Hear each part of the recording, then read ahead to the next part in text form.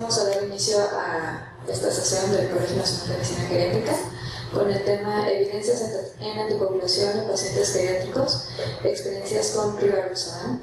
Y nos va a dar esta charla el doctor Enrique David Flores Anguiano, cardiólogo, quien se encuentra laborando en el Instituto Mexicano de Seguro Social, en el Hospital de Especialidades Centro Médico Nacional de Raza. También es profesor de posgrado de ecocardiografía en la UNAM y en el Instituto Mexicano del Seguro Social, así como también profesor de posgrado de biología molecular. Lo invitamos a pasar, doctor. Gracias.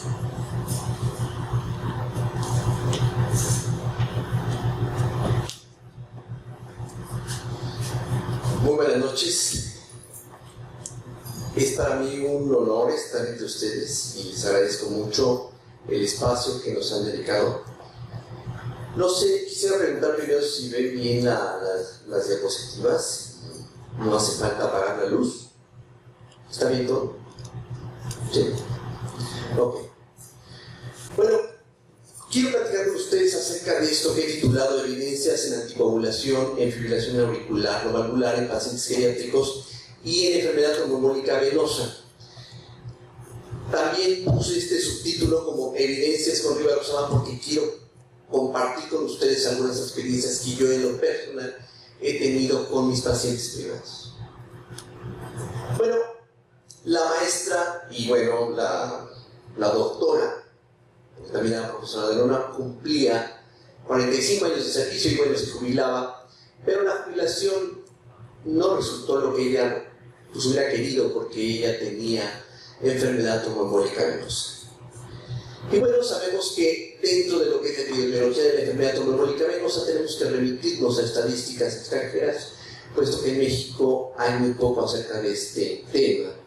Y bueno, sabemos que el rubro en cuanto a la incidencia por año supera a aquellas de la cardiopatía isquémica o bien del evento vascular cerebral. Y en la mayoría de los casos, el diagnóstico es lo que no se hace, más que existir una falla en tratamiento médico. Sabemos muy bien, y bueno, en esto no voy a incidir mucho, que la enfermedad tromboembólica venosa consta de la embolia pulmonar y la trombosis venosa profunda, y que la relación entre ambas es muy estrecha. Sin embargo, el principal problema de la enfermedad tromboembólica venosa es que en el 80% de los casos es asintomática completamente. Y solo un 20% de los casos nos permite ver alguna sintomatología que, bueno, de acuerdo a las escalas de predicción de BES, podemos nosotros identificar en los pacientes, ya sea para trombosis venosa profunda o para embolia pulmonar, una probabilidad alta o una probabilidad intermedia o baja. En este cuerpo de esta paciente podemos ver una trombosis venosa profunda proximal y bueno, esto ocasionó el fallecimiento de la paciente, ya que ella se encuentra dentro de un féretro. Sabemos que el dímero D nos ayuda y que el mayor valor que tiene el dímero D para nosotros es cuando sale negativo. Muchas causas como el embarazo, la sepsis, la enfermedad intestinal inflamatoria pueden de alguna manera positivizar un dímero D. Sin embargo, esto hace que esa positividad no sea tan específica y más bien nos sirve más cuando el dímero D es negativo. El ultrasonido por compresión también es un arma que podemos utilizar en el diagnóstico de los pacientes en quienes sospechamos trombosis venosa profunda. Y bueno, el estándar de oro, que no siempre lo hacemos, que es una flebografía, ya que involucra dolor, involucra invasión y de alguna manera esto es incómodo para los pacientes. O bien una tomografía helicoidal en los pacientes en los que sospechamos una embolia pulmonar. Ahora, cuando usamos un antagonista de vitamina K, nosotros podemos tener la idea de que estamos anticoagulando adecuadamente a los pacientes. Sin embargo, hasta un 46% de los pacientes, y esto en países desarrollados, pueden no tener una anticoagulación ideal, esto es encontrarse por abajo de 2 o por arriba de 3. Nos preguntaríamos si nos sentimos cómodos nosotros usando un antagonista de vitamina K y si los pacientes también sienten esa comodidad. El problema es que cuando estamos subanticoagulando a los pacientes por abajo de 2 de INR, la correlación con el síndrome postrombótico va de la mano.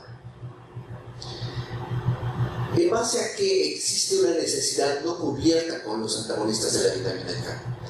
En base básicamente a que tienen una farmacocinética y farmacodinámica impredecible, a que tienen una variable respuesta entre los pacientes, a que hay múltiples interacciones con medicamentos y con algunos alimentos, sobre todo vegetales verdes. ¿Cuál es la evidencia de los estudios fase 3 en el tratamiento de agudo y en la prevención de recurrencias de la enfermedad tumorembólica venosa con rivaroxaban?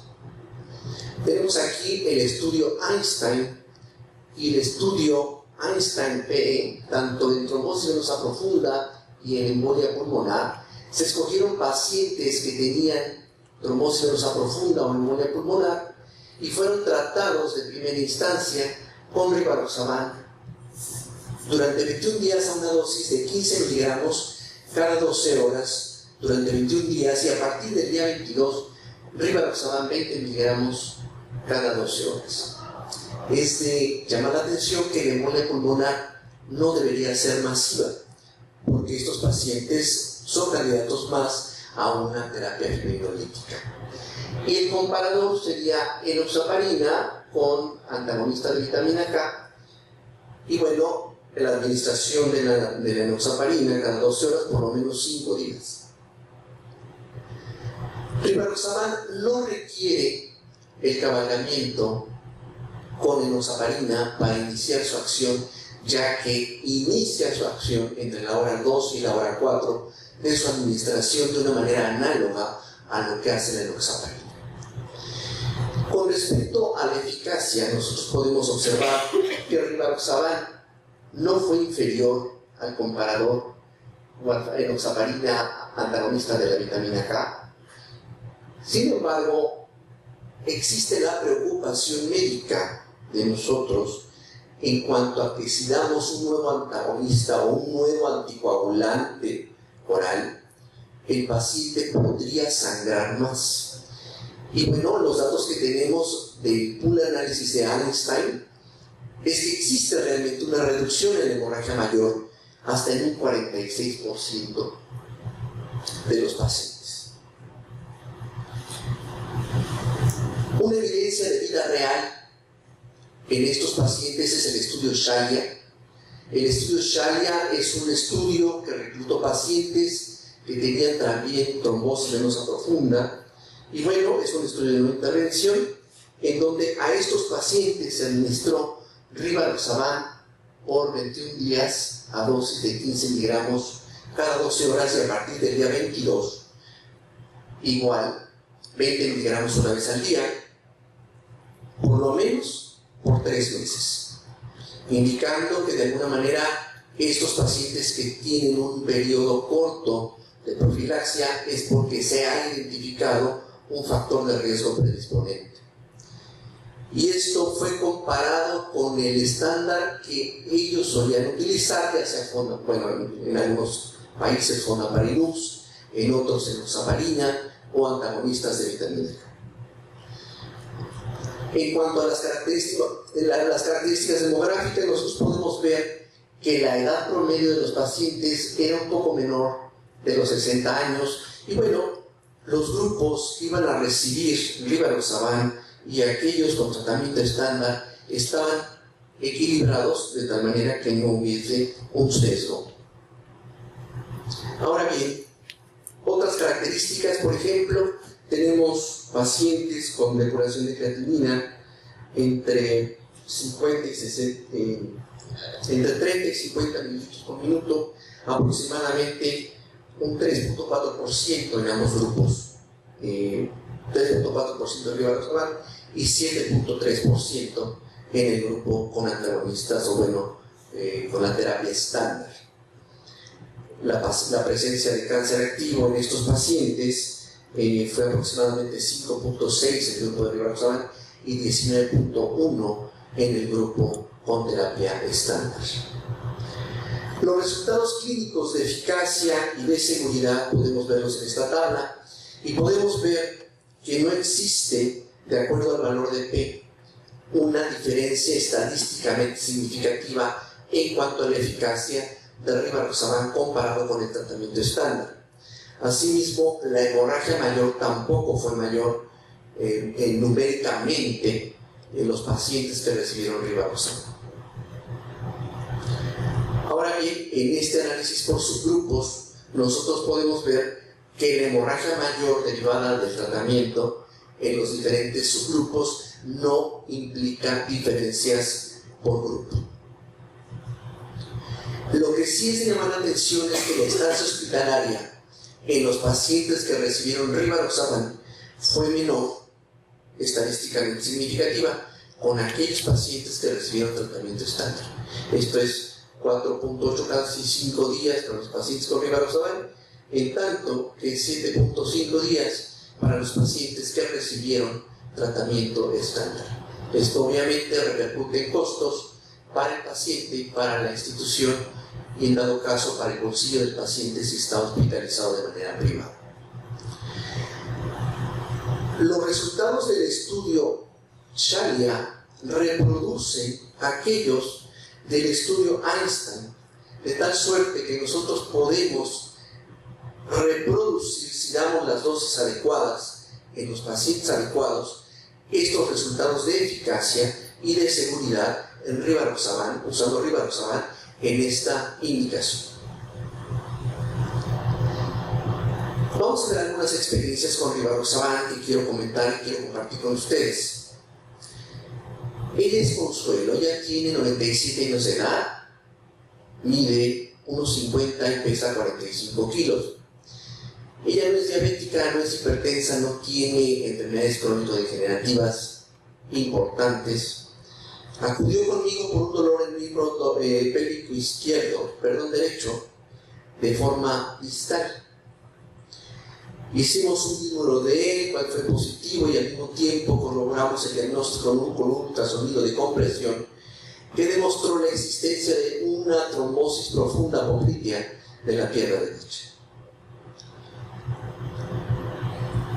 Cuando pensamos en un paciente de 97 años, de talla baja, de una baja masa corporal, y el estudio fase 3, por ejemplo, con rivaroxaban nos dice 15 miligramos cada 12 horas por 21 días, esto es 30 miligramos al día, y después 20 miligramos una vez al día. Al escribir la receta yo lo pensé porque me quedé mirando a la paciente y la verdad me tembló la mano para escribir la receta, porque yo pensé, me la voy a echar.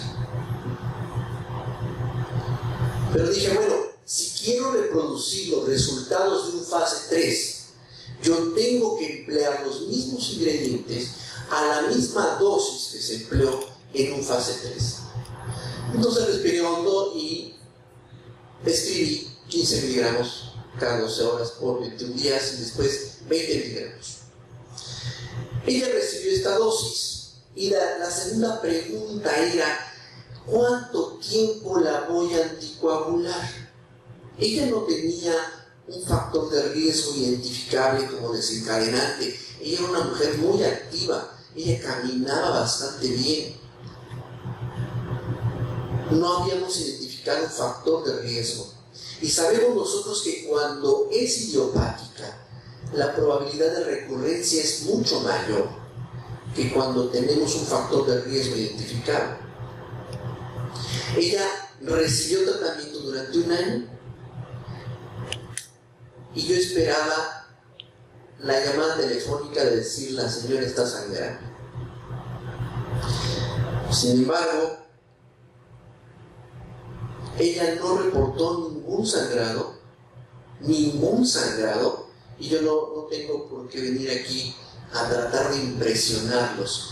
Yo lo único que corroboré cuando eso lo vi es los resultados del pool análisis de Einstein, en donde el paciente llamado o considerado como frágil, ¿sí?, que es el paciente mayor de 75 años, aquel que tiene menos de 60 kilos y que tiene una depuración creatinina incluso en rangos por debajo de 50 mililitros minuto, tiene menos hemorragia menor. Una reducción del riesgo relativo del 73%. Eso yo lo pude corroborar, pude hacer ese dato mío en mi práctica. Este es otro caso. Ella es Norma. Ella es una química jubilada del hospital. Ella acudió por un cuadro de trombosis venosa profunda en el miembro pélvico izquierdo. Igual fue medicada con rivaroxaban cada 12 horas durante 21 días y posteriormente 20 miligramos una vez al día. Un día me habla y me dice que tiene evacuaciones negras. ¿Qué es lo que le pasó a Norma? Bueno, Norma, en ese lapso que no nos veíamos, tuvo un cuadro de vías respiratorias superiores, acudió con su médico de confianza, su médico familiar, que atiende ese tipo de cuadros con ella, le recetó ibuprofeno junto con lo que tomaba, el rivaroxaban, y sintió rico en las rodillas, así textual. Sentí rico en las rodillas y me lo seguí tomando por 45 días. O sea, aquí tenemos un factor predisponente para que ella haya hecho una hemorragia gastrointestinal. Y sabemos que con el uso del rivaroxaban, la hemorragia mayor fue alta, baja y recta. Sin embargo, los niveles de hemoglobina de Norma no bajaron más allá de 1 gramo, por lo que consideramos esta hemorragia como no mayor, clínicamente relevante, porque ameritó una consulta médica de urgencia. Posteriormente ella agregó omeprazol a su tratamiento después de 10 días de haberse suspendido el tratamiento y realizarse una endoscopía y descartar que no tuviera un foco sangrante a ese nivel.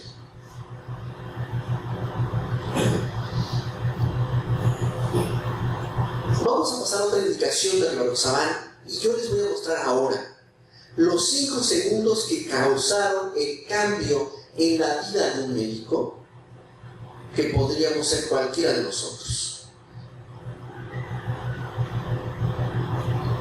¿Sí lo vieron? Vamos a ver de nuevo.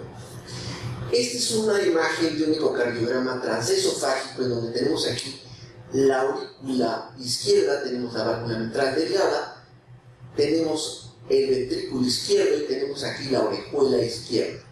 Vemos en la punta de la orejuela, aquí se ve mejor, a 90 grados, vemos dentro de la orejuela este trombo. Este trombo se desprende y ha cambiado la vida de alguien. Así de rápido.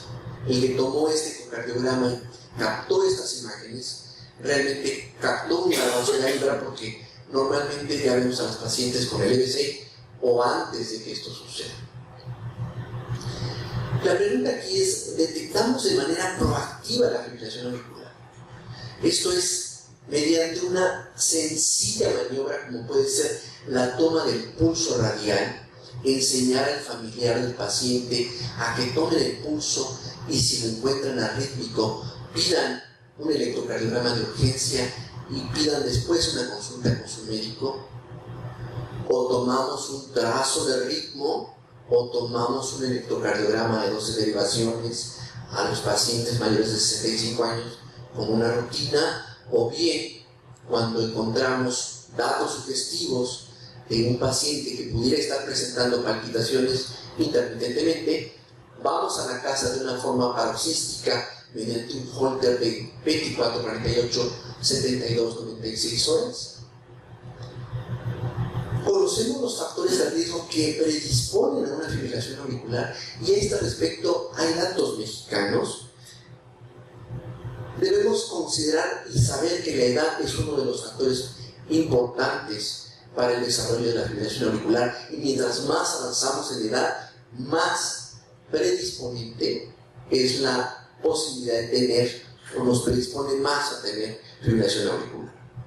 Si bien el sexo masculino padece más la fibrilación auricular, son las mujeres las que más se complican, y esto probablemente debido a la diferencia de sexos o de género en la cualidad del endotelio. Algunas cardiopatías como el infarto o, en su caso, la insuficiencia cardíaca, determinantes de fibrilación auricular no valvular, y algunas otras comorbilidades como la hipertensión y la diabetes. Este es un dato mexicano de un registro que se está corriendo en México, en todo el país, que se llama Carmen AF. Y cabe destacar en amarillo que los factores, los tres más importantes identificados en los pacientes que tienen fibrilación auricular son hipertensión arterial, diabetes mellitus y la insuficiencia cardíaca. ¿Cómo estos factores se involucran unos con otros y terminan dando inflamación, o bien remodelación auricular, o bien disautonomía, y esto en conjunto o aisladamente puede ocasionar la aparición de fibrilación auricular? Hace falta que tengamos esa proactividad de a cualquier paciente mayor de 65 años de edad tomarle un electrocardiograma o mandarle tomar un electrocardiograma. Si bien los síntomas son vagos e inespecíficos, hasta un tercio de los pacientes los consideran como parte de su edad, como parte de su envejecimiento, las palpitaciones, la falta de aire, el cansancio. Lo importante aquí es que si nosotros logramos detectar esta arritmia a tiempo, podemos evitar una discapacidad permanente o incluso la muerte de quien la padece. Finalmente, en el 2014 se pusieron de acuerdo a definir la fibrilación auricular no valvular como aquella fibrilación auricular que aparece en ausencia de estenosis mitral, en ausencia de prótesis mecánicas, de prótesis biológicas o de una reparación del anillo valvular mitral. Sabemos que la fibrilación auricular se puede presentar en cualquiera de estos rubros, y la forma más difícil de captura viene siendo las formas paroxísticas, que pueden durar entre 48 horas y 7 días aproximadamente. Obviamente, las formas permanentes o persistentes son las más fáciles de detectar en un trazo electrocardiográfico. En este registro, nosotros podemos ver a su lado izquierdo, en el recuadro negro, las formas persistentes en el gris, las permanentes en negro, las persistentes en gris, y las blancas en el recuadro blanco, acá en este renglón, las formas paroxísticas. En el eje de las abscisas vemos cómo incrementa el número de comorbilidades, de tal suerte que si nosotros tenemos más comorbilidades que un paciente, esto generalmente se va alcanzando con la edad. Las formas paroxísticas reducen su porcentaje en estas poblaciones y aumentan las formas persistentes y permanentes. ¿Por qué la fibrilación auricular es trombogénica? Inicialmente,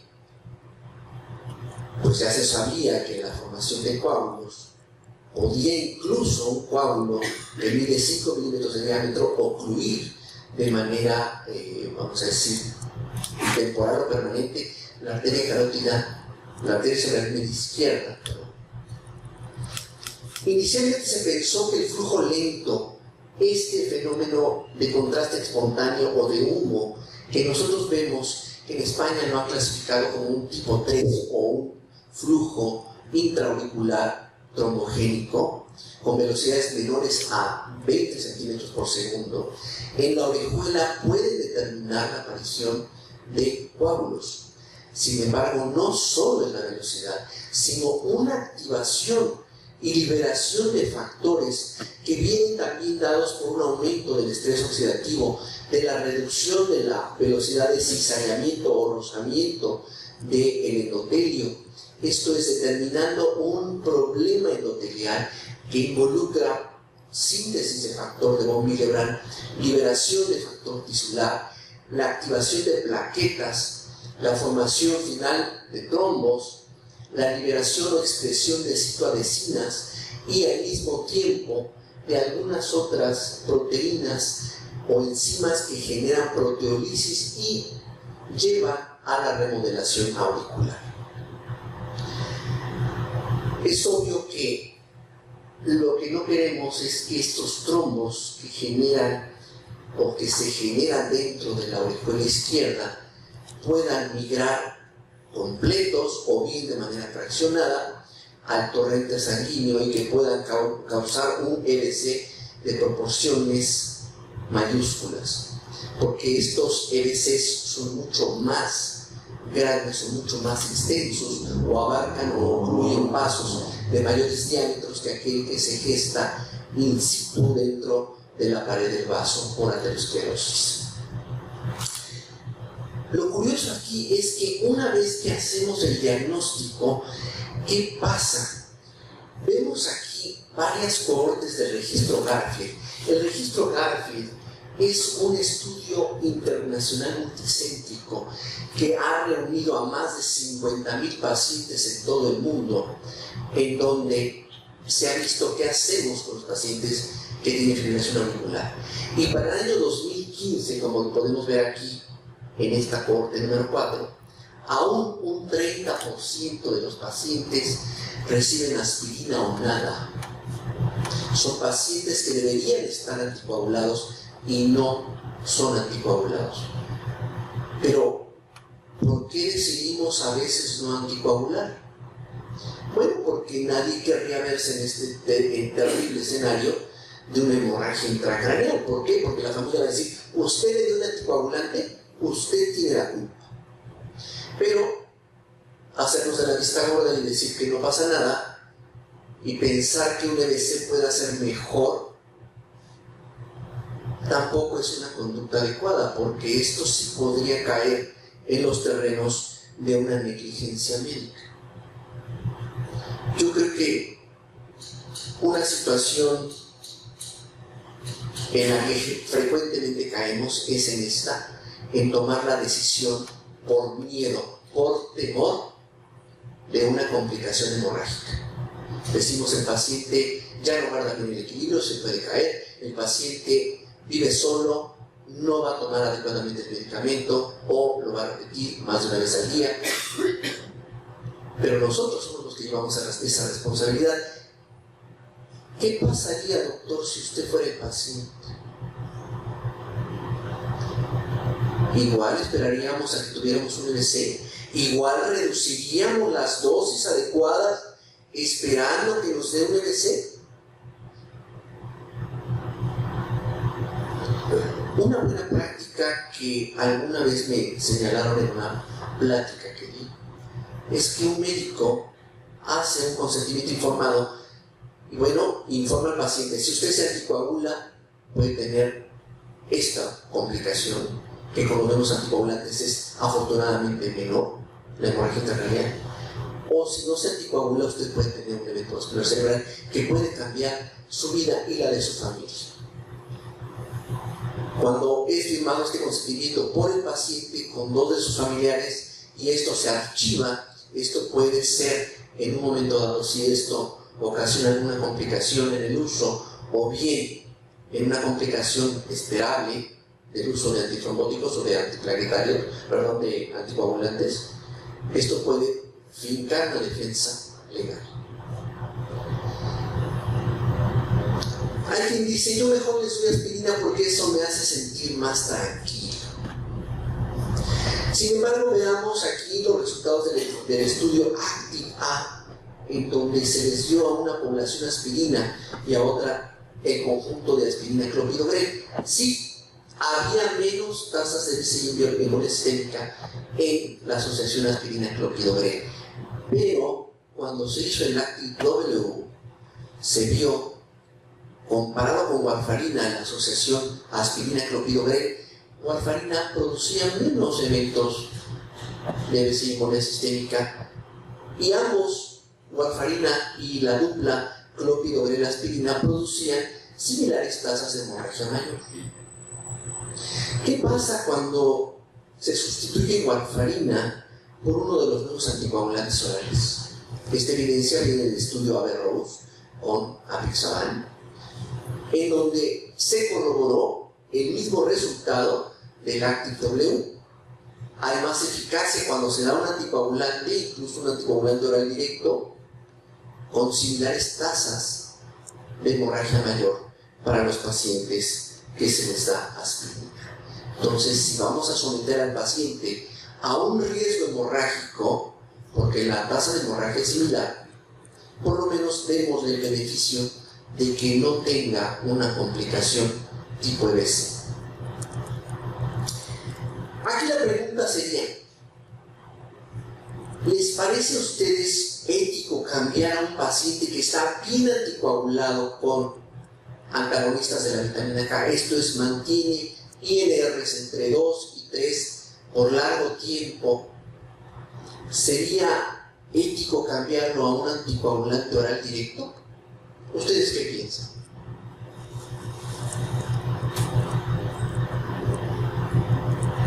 Por una sola razón, sí lo sería. Porque en su conjunto, los nuevos anticoagulantes orales directos han demostrado reducir a poco más de la mitad la posibilidad de una hemorragia intracraneal. Por eso solo he dicho. Doctor, si usted fuera el paciente, ¿qué preferiría tomar? ¿Aspirina, warfarina o uno de los nuevos anticoagulantes orales directos? La respuesta es obvia. ¿Cuál es la evidencia particular de cada uno de los 3 anticoagulantes orales directos que están en México en la fase 3, o en sus estudios fase 3, en la prevención de EBC y hemorragia sistémica y fibrilación auricular no valvular? Tenemos aquí el estudio RELY, llevado a cabo con dabigatran, en donde dabigatran demostró superioridad con la dosis de 150 miligramos cada 12 horas con respecto al comparador warfarina, en tanto que la dosis de 110 miligramos cada 12 horas fue no inferior. En cuanto a los resultados de seguridad, la tasa de hemorragia mayor fue proporcional a la dosis recibida. Esto es una tasa de hemorragia mayor de 3.3 para aquellos que recibieron 150 miligramos cada 12 horas y una tasa de 2.8 para aquellos que recibieron 110 cada 12 horas.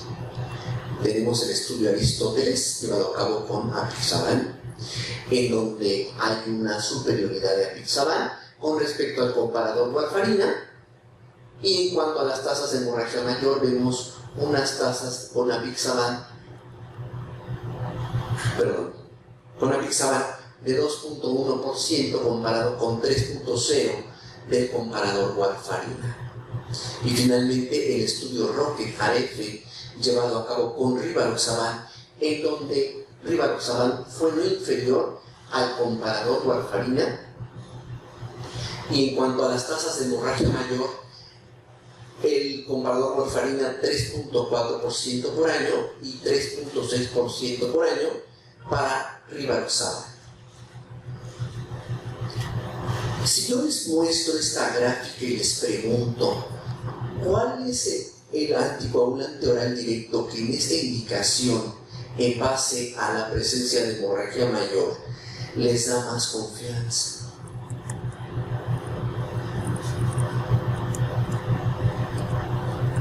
¿Cuál?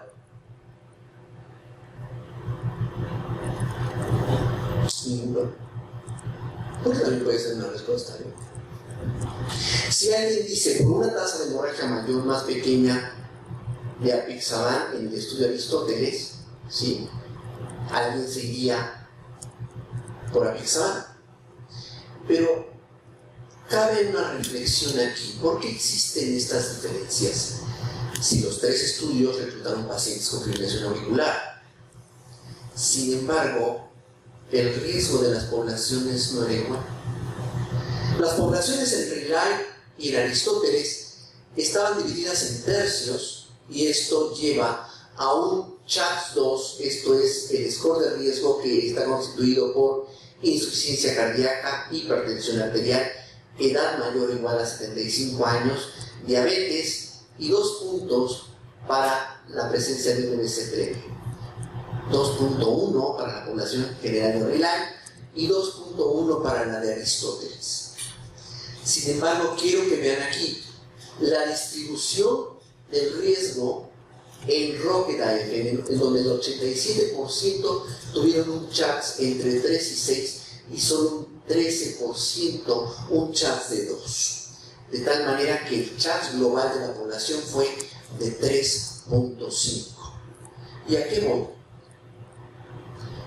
Si nosotros tenemos una población que tiene un CHADS de 2.1, como en Aristóteles o en Rayleigh, tendremos una población que sin tratamiento tendría una tasa de trombosis aproximadamente del 4% por año. Sin embargo, si tenemos una población que tiene un CHADS de 3.5, esto es entre 3 y 4, tendrá una tasa de trombosis entre casi 6 y 8.5% por año. Esto no es igual. De ahí las diferencias. Porque a mayor CHADS, mayor tasa de hemorragia mayor y mayor tasa de BC. ¿Qué evidencias exhibe Rivaroxaban en vida real?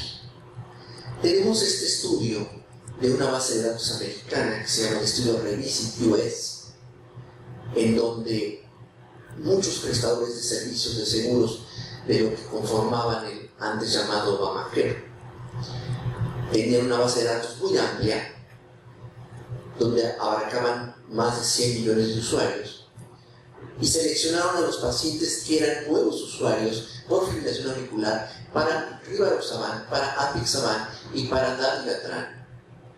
Estos son estudios retrospectivos, son vida real, no son estudios fase 3, y se iban a analizar 3 características de las poblaciones: la incidencia de BC isquémico, de hemorragia intracraneal y la suma de los dos. Tenemos aquí una población reclutada para Rivaroxaban y vemos que se está comparando Rivaroxaban con warfarina, o sea, son poblaciones pareadas, y ustedes pueden ver las características en edad, en CHADS, en CHA2-VASc, en CHADS-BLED, que son pareadas, son datos retrospectivos pareados. Cuando tenemos poblaciones retrospectivas con datos pareados, tenemos poblaciones y podemos emitir conclusiones de muy alto peso estadístico. Tenemos también esta población reclutada para los pacientes con Apixaban, y vean ustedes que también las poblaciones son pareadas. Y finalmente esta población con Dabigatran, en donde también vemos que las poblaciones son muy similares entre sí, menos del 10% de diferencia. ¿Cuáles fueron los resultados de vida real? En principio, la seguridad, la hemorragia mayor, sí, Rivaroxaban y Apixaban reducen la hemorragia intracraneal. Sin embargo, Dabigatran en vida real toca la línea del 1 y esto lo hace no inferior al comparador warfarina. En cuanto al EBC, vemos que aquí la superioridad de los estudios fase 3 de Apixaban y de Dabigatran, esa superioridad que mostraron en los fase 3 no se reproduce en vida real. Rivaroxaban nunca ha dicho que sea superior al comparador. Rivaroxaban se ha mantenido constante, esto es, ha sido siempre no inferior, tanto en fase 3 como en vida real. Tenemos esta otra evidencia, los estudios Rayleigh y REACES. Es la eficacia y seguridad de Rivaroxaban y Apixaban en pacientes con FA no valvular contra los antagonistas de vitamina K. Esta es una base de datos alemana, en donde también se reclutaron poblaciones, nuevos usuarios para Rivaroxaban, comparados siempre con antagonistas de vitamina K. No se trata de hacer una comparación cabeza a cabeza, ni se hacen comparaciones retrospectivas cabeza a cabeza. Se hacen retrospectivos comparando rivaroxaban con warfarina, y vean ustedes pueden ver aquí que estas poblaciones también son pareadas. Esta es la población de rivaroxaban y esta es la población con apixaban. Vean que también las características son pareadas. Se iba a analizar la presencia de EBC isquémico, la presencia de hemorragia intracraneal y el combinado de los dos. ¿Qué es lo que resultó? En vida real, rivaroxaban, las diferencias son numéricas entre warfarina y rivaroxaban para el EBC y para la hemorragia intracraneal. No son aquí, numéricamente hablando, estadísticamente significativas. Sin embargo, cuando se hace el combinado de estos dos, la diferencia sí es estadísticamente significativa con un valor de P de 0.025. ¿Qué pasa con apixaban?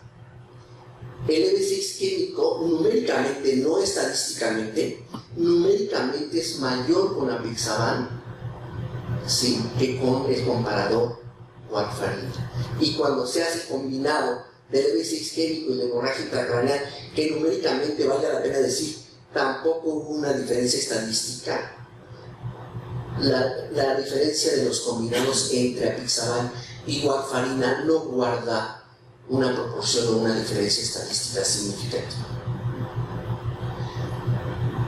¿Qué otras evidencias de vida real existen en el uso de rivaroxaban en esta indicación?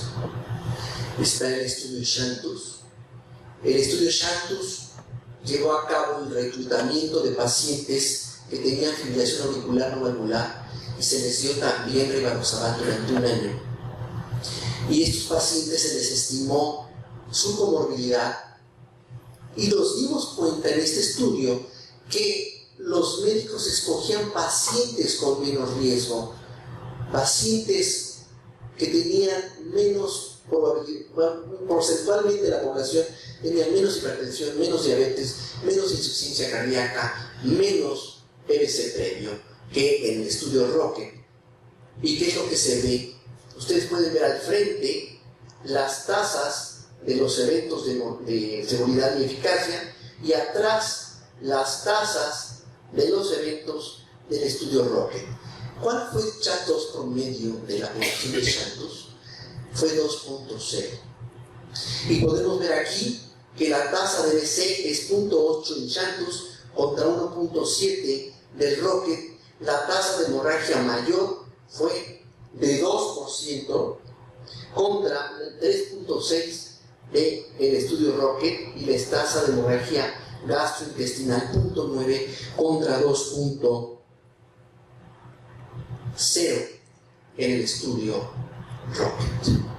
Tal parece que mientras tenemos menos chats, tenemos menos tasas de EBC y hemorragia sistémica, como habíamos afirmado previamente. Este es otro estudio que hizo la doctora Sarita Mayo, tomando la base de datos de la defensa de los Estados Unidos. Tomó estos pacientes que eran usuarios de rivaroxaban para esta indicación y reclutó más de 27,000 pacientes.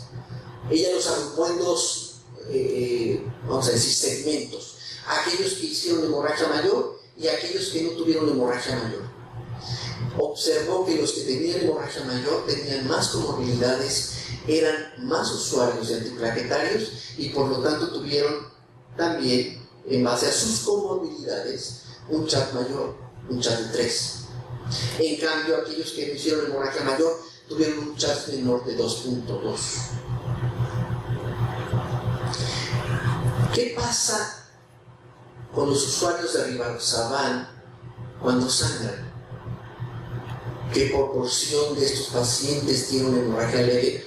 ¿Qué proporción de ellos tiene una hemorragia mayor? Este registro de Dresden reclutó más de 1,700 casos de hemorragia, en donde no todos son mayores. Solo el 6.1% de esta población de 1,776 fueron hemorragias mayores. El grueso fue hemorragias leves o hemorragia mayor no, clínicamente no relevante. En esta gráfica de la izquierda está graficado que hasta en el 60% de los pacientes de ese 6.1 que tuvo una hemorragia mayor, la hemorragia pudo ser contenida con el manejo o la reposición de volumen o bien de paquete glomerular o sangre total. Si la hemorragia, como se ilustra aquí en medio, era después de un procedimiento quirúrgico, la compresión mecánica o bien la ligadura de ese vaso sangrante era suficiente para contener la hemorragia. Solo en menos de ese 10% de pacientes de este 6.1% requirieron algún procoagulante. De tal suerte que, podemos ver a la derecha, la tasa de hemorragias fatales con ABK puede ser mayor que con aquellas de un anticoagulante oral directo que tiene una vida media más corta. Cuando ponemos lado a lado las tasas de CHADS de riesgo junto con sus tasas hemorrágicas, lo que podemos ver es que a mayor CHADS, mayor tasa de hemorragia mayor.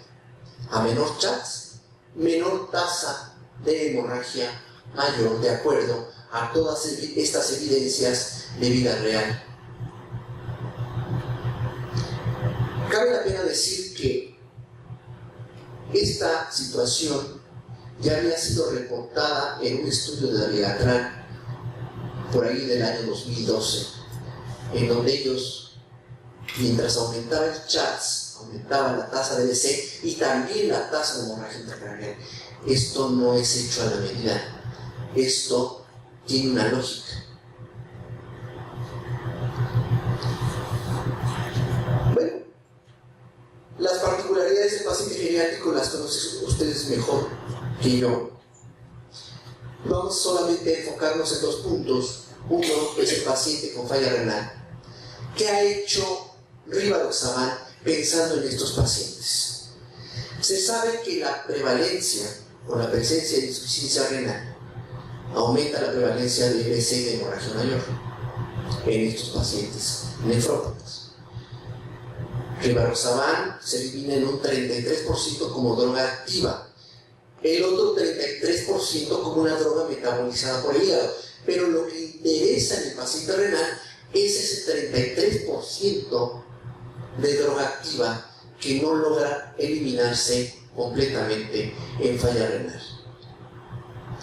Los estudios preclínicos de la doctora Kubica llegaron a la conclusión de que administrando una dosis normal de 20 miligramos una vez al día en los pacientes con falla renal moderada, esto es de curación de creatinina entre 30 y 49 mililitros minuto, ellos tenían una concentración pico entre 25 y 30% mayor que aquellos que se les administraba una dosis de 20 miligramos pero sin falla renal. De tal suerte que reduciendo una cuarta parte de la dosis de 20, esto es 20 menos 5, administramos una dosis de 15 miligramos una vez al día. Esto fue probado en simuladores antes de llevarse al estudio fase 3 Rocket. Esta curva me parece muy interesante porque solamente es por una depuración de creatinina de menos o igual a 50 mililitros por minuto la razón por la cual en la prevención de BC y embolia sistémica deba reducirse la dosis de 20 miligramos a 15 miligramos una vez al día. No es por la edad del paciente, no es por el peso, únicamente los pacientes que están en el percentil 95 de la concentración plasmática son aquellos que tienen insuficiencia renal de moderada a más. De tal suerte que el estudio Rocket es el único que incluyó de una manera prospectiva el dar una dosis especialmente diseñada de 15 miligramos una vez al día a este tipo de pacientes con falla renal moderada. 21% aproximadamente, 20.7% de la población tenía esta característica en Rocket, de los cuales 10.3% recibió la dosis y el otro 10.3% formaron parte de la población comparativa con warfarina. Fueron 1.474 pacientes los que recibieron la dosis de Rivaroxaban de 15 miligramos una vez al día. ¿Cuál fue el CHADS de esta población o de esta subpoblación con falla renal moderada de 3.68, ligeramente más alta que el de la población general de Rocket.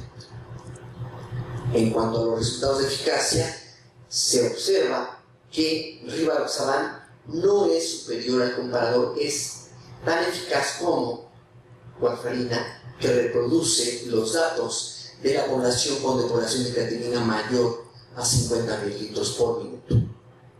En cuanto a los resultados de seguridad,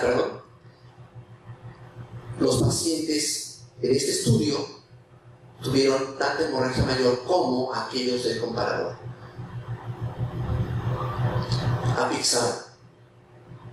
Apixaban se elimina en un 25 a 27% como una droga activa por el riñón. Ellos consideraron en el diseño de Aristóteles la presencia de 2 de 3 características para dar una dosis al 50% de la dosis indicada con función renal normal, que eran 5 miligramos cada 12 horas. Las características eran edad mayor o igual a 80 años, peso menor o igual a 60 kilos y la creatinina sérica mayor o igual a 1.5 miligramos por decilitro. Si el paciente tenía 2 de estas 3 características, recibía la dosis de 2.5 miligramos cada 2 horas. El chat promedio de esta población fue de 2.5. De esta subpoblación de pacientes con insuficiencia renal moderada fue 2.5. 17% de la población en Aristóteles tuvieron esta característica.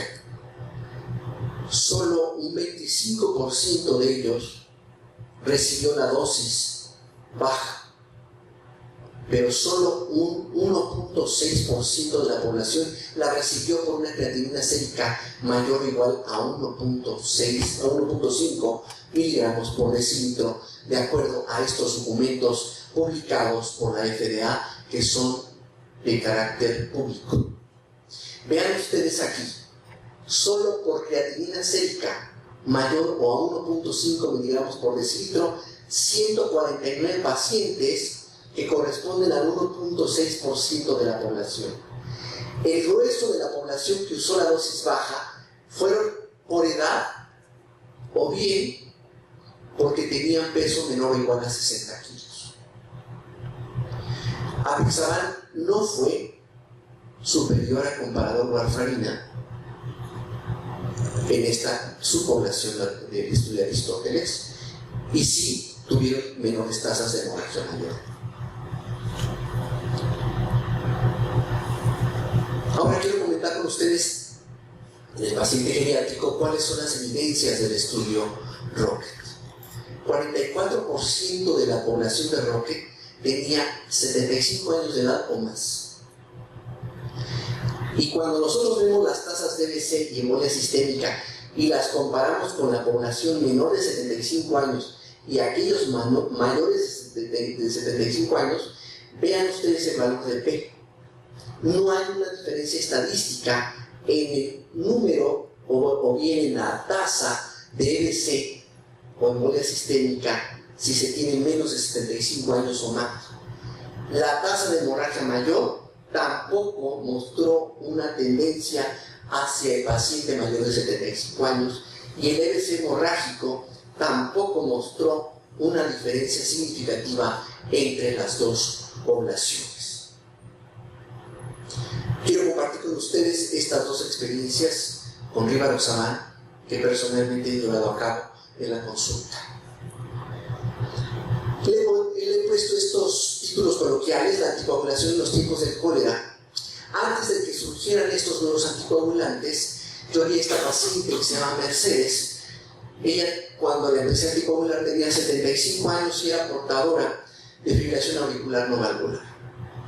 Ella debía tomar varios medicamentos y uno de ellos pues era la acenocumarina que le dábamos, y la tenía que fraccionar para poder seguir este esquema de dosificación.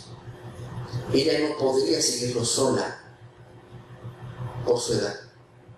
La hija era la que estaba pegada con ella para darle su medicamento de acuerdo al día que le tocaba y la dosis que le tocaba.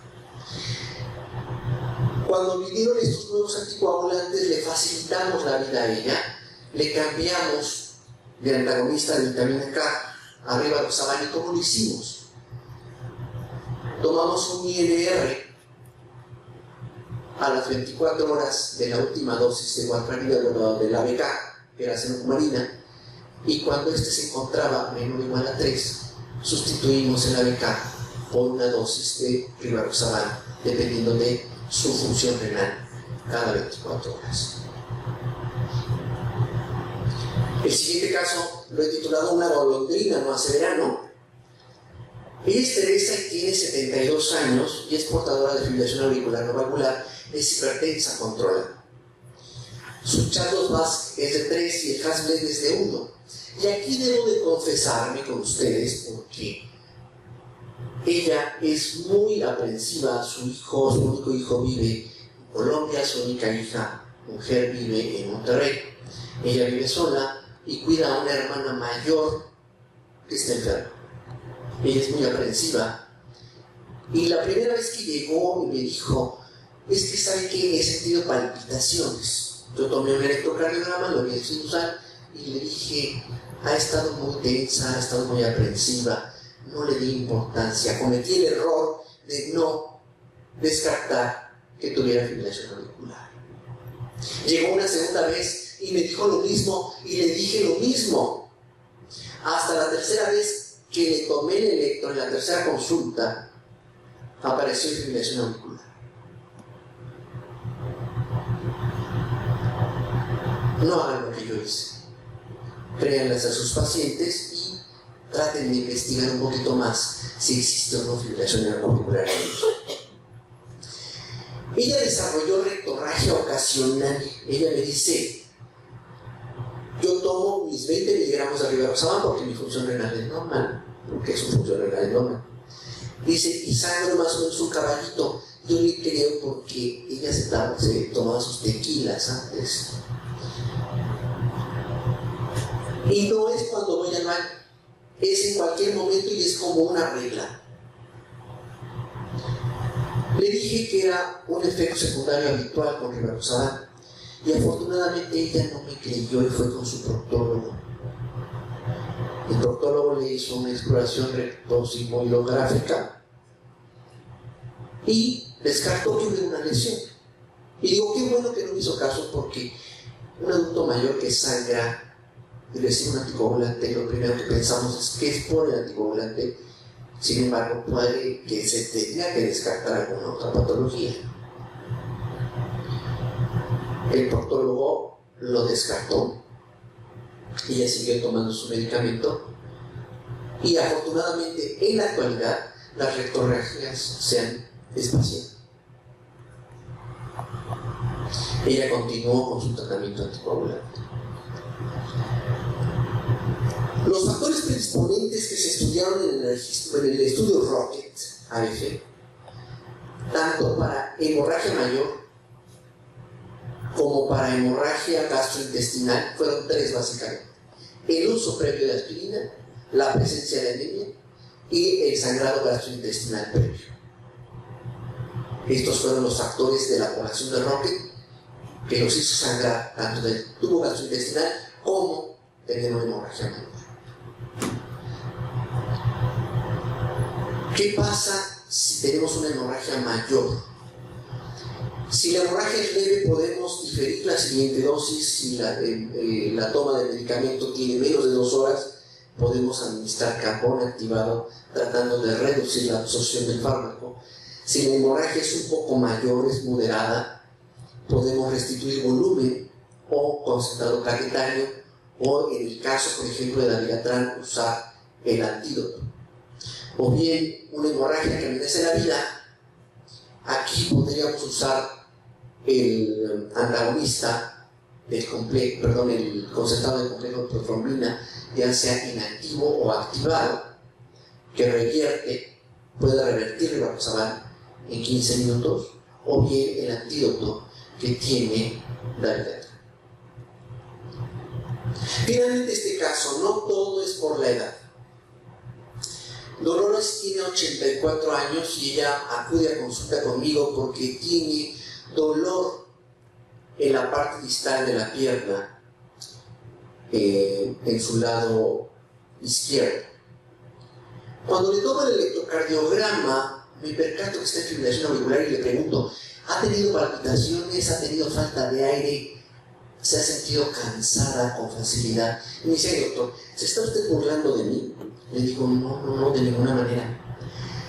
Doctor, a mi edad ya todo me pasa. Esto me hizo pensar en aquel 33% de los pacientes que no reportan estos síntomas con su familia, con sus hijos, para no acudir al médico, no porque no quieran, sino porque no reconocen esta sintomatología como anormal y la asumen como parte de su edad. Se le practicó un dímero D, el cual fue positivo, y también un ultrasonido por compresión. Y bueno, su depuración de creatinina, aún a su edad, estaba conservada. Y el Chatos-Vasc de ella era 5 y su Hasblet de 1. Ella recibió 20 miligramos una vez al día. 15 miligramos una vez al día cada 12 horas, porque su condición inicial también incluía una trombosis venosa profunda.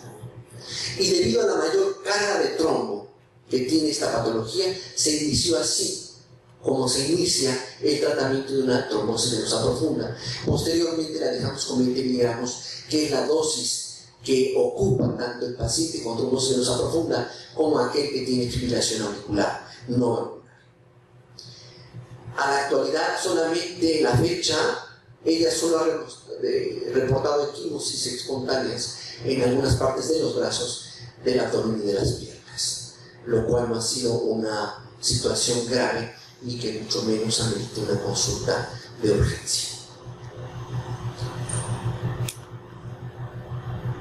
Quiero darle las gracias por su atención y al mismo tiempo preguntarles si tienen algún comentario, si tienen alguna duda, si han tenido ustedes una experiencia desagradable con el uso del rivaroxaban o si han tenido experiencia. Doctor, adelante.